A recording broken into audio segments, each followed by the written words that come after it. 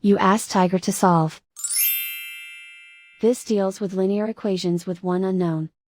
The final result is k equals -3. Let's solve it step by step. Group all k terms on the left side of the equation. Subtract 5k from both sides. Group like terms.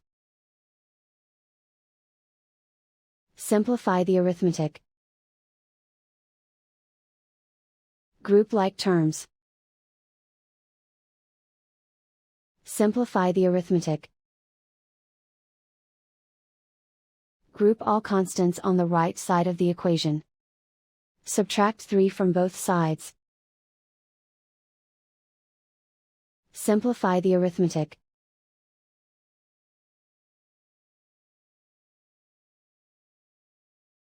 Isolate the k. Divide both sides by -7. Cancel out the negatives. Simplify the fraction.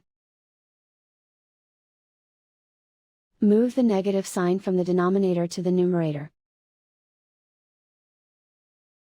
Find the greatest common factor of the numerator and denominator. Factor out and cancel the greatest common factor. And so the final result is k equals -3.